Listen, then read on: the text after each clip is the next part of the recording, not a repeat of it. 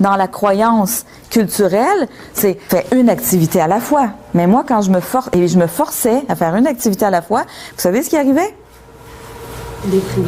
Mais j'avais plus de créativité, j'étais bloquée. Parce que moi, ma créativité, elle marche quand je fais plein d'activités différentes.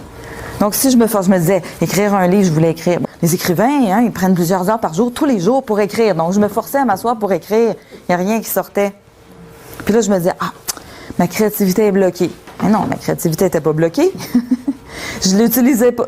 Je me donnais pas la permission d'utiliser mon mode créatif à moi parce que je jugeais, je m'étais laissé convaincre que c'était pas correct. Moi, quand j'analyse, je fais très difficilement la même activité plus que 15 à 20 minutes à la fois. J'écris, je peins, je fais de la recherche, je fais des sites internet, je fais de la mosaïque, je fais du coaching, j'organise des événements et puis là, je vous fais même pas une liste exhaustive. Et c'est pendant que je fais une activité que j'ai les idées pour l'autre activité.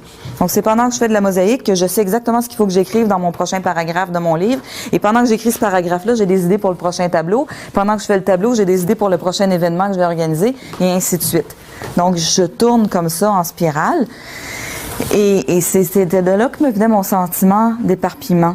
Puis ça a été la plus grande libération pour moi quand j'ai fait mon excellence avec Joël. Ça a été...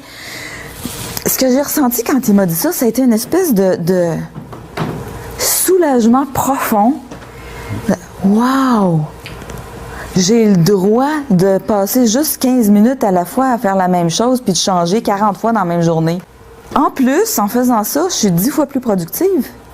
Parce que, bien évidemment, quand je me forçais à rester assise en me disant, ben les autres, c'est comme ça qu'ils font, il faudrait bien que je fasse comme eux, je produisais pas grand-chose.